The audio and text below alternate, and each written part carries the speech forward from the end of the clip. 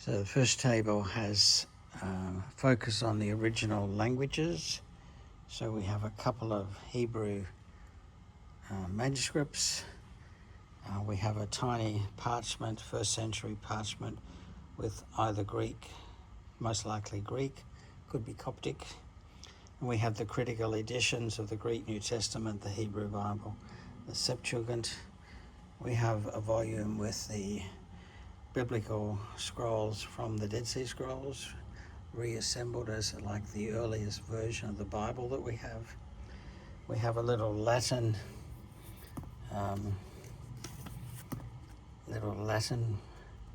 copy of the New Testament, Novum Testamentum Latin, and then we move into the medieval handwritten, of course, manuscripts that are part of the biblical tradition, including this little gem of,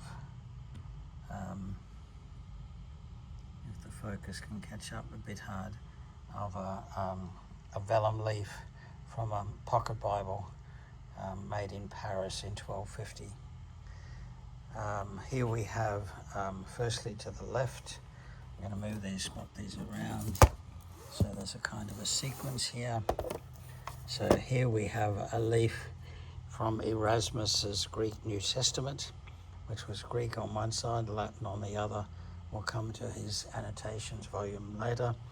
And here we have a very early edition, a leaf from a 1529 edition of Martin Luther's German Bible. Have a number of other biblical leaves. This is from the Great Bible and includes the classic woodcut illustration of Moses with horns. This is one of the very early printed Bibles by Anton Koberger, who was one of the original printers in the period before 1500. And then we move through a number of other examples of biblical texts. We have something from the Coverdale Bible, King James Bible, first edition, the Bishop's Bible, and so on. Coming over here, we have, again, going back in time a little bit, we have a page from William Tyndale's New Testament. This is from an illustrated edition in 1552. And then we have a page from the Douay Rheims Bible, which was a translation of the Bible in English by and for Catholics. We have a few coins issued by English monarchs relevant to the history of the English Bible. Here we have a number of leaves, actually. In fact, I think it's the whole text of Galatians from the Matthew's Bible. We have a facsimile of the Matthew's Bible here as well, which is a modern reproduction of the same thing. Here we have a treasure indeed. It takes us back to Erasmus, and this is a volume of his annotations where he explains and defends his textual choices and his translation choices. Here we have a little edition of the New Testament by Tyndale, and the feature of this is that it's done with the original spelling, so it's not, it looks a bit odd to our eyes, and that's of course the very point. We have a facsimile of the Gutenberg Bible, the first printed Bible. We have a large leaf from the Geneva Bible, which was the popular Bible in the latter part of the 1500s. So when Shakespeare quotes from the Bible, he's quoting from the Geneva Bible.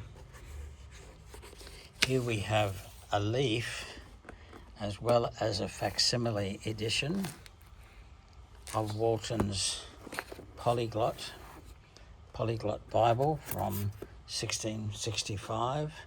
This is an amazing testament to early modern biblical scholarship. It's called a Polyglot Bible because it has the passages in multiple languages, so the biblical scholars could compare them in Hebrew, in the Samaritan Pentateuch, in Latin, in Syriac, in Arabic, and so on.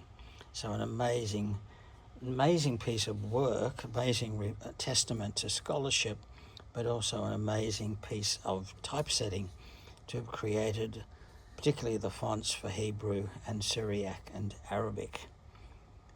And at the other end of the spectrum, we have a little miniature Bible, a page here from Bryce's Miniature Bible. And again, it's just an item of interest more than historical significance. Whoops, that was. And here we have a very large family Bible, and just it reminds us how many people, of course, would have experienced the English Bible in the 17th, 18th, and 19th century. So all up, it's quite an interesting display of material.